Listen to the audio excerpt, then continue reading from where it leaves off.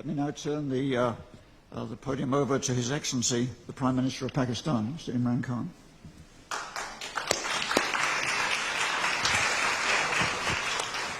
Bismillah ar-Rahman ar-Rahim. First of all, I'd like to say that I feel proud.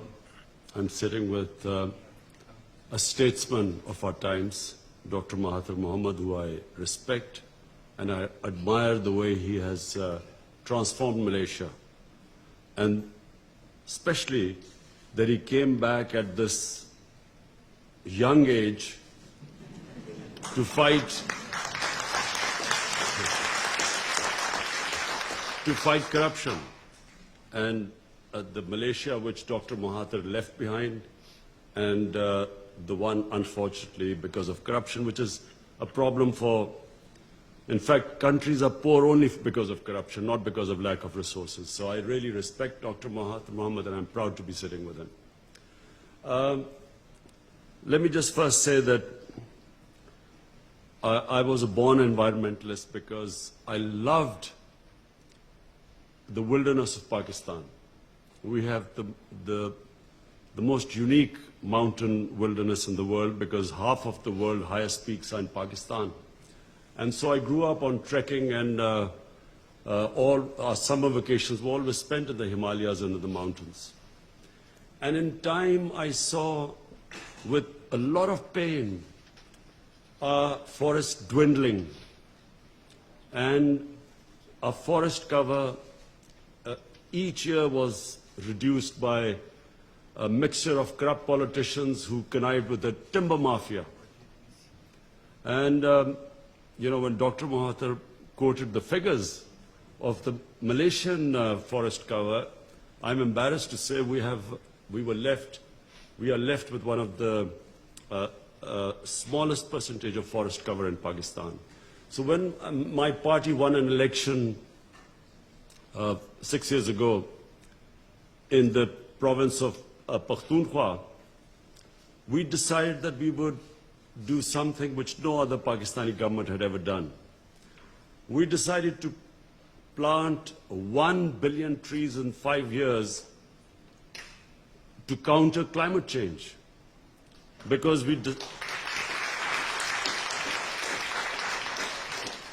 Pakistan happens to be, unfortunately, in the top 10 countries most vulnerable to climate change.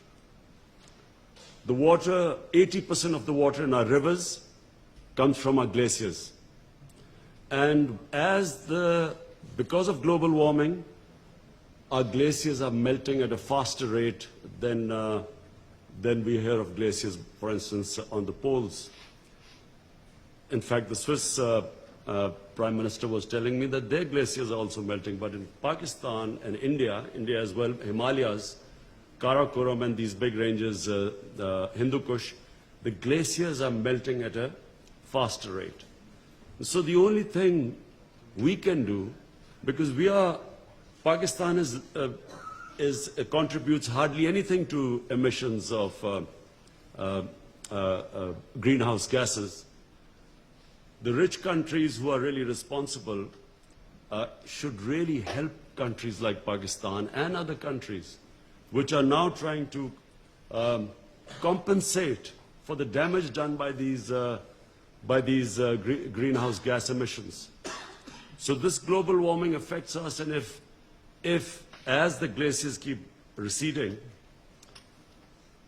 the whole, not just the Indus Basin, but the two great river systems, the Ganges Basin in India, the future for hundreds of millions of people is going to be affected. So we tried our best. In a province, we planted 1 billion trees. No one thought it would be possible. But we used a unique method, and I must commend our team, which was involved in this planting of 1 billion trees. We enlisted local communities, women who would be living in mountain areas. We paid them money to grow nurseries. And then young men also living in mountain communities, we hired them as guards to protect as the saplings grew.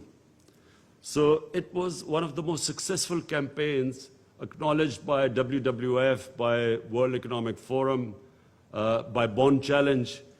We planted 1.1 billion trees in 5 years. So now, when my party won elections a year ago, we became even more ambitious, and we have given ourselves a target of 10 billion trees. So in the next 5 years, we hope to plant 10 billion trees in Pakistan to counter the effects of climate change.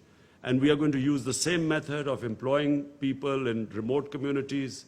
We are going to pay women especially to grow nurseries in remote villages, and then hire young boys from the communities as guards to protect the trees, like we've done in KP province.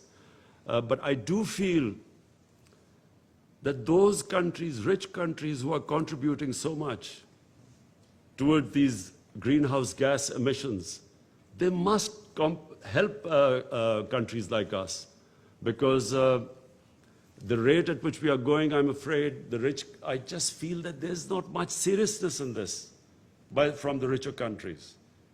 Because maybe they feel that they're not affected that much, but eventually everyone will be affected. You will have refugees because of climate change. And already we see this refugee crisis and all in Europe, people trying to get into richer countries. The problems the United States has with people coming in from the south. So this is only going to grow, and that's why the world as a whole must tackle climate change. And they must deal with it with much more seriousness than we see right now. Thank you.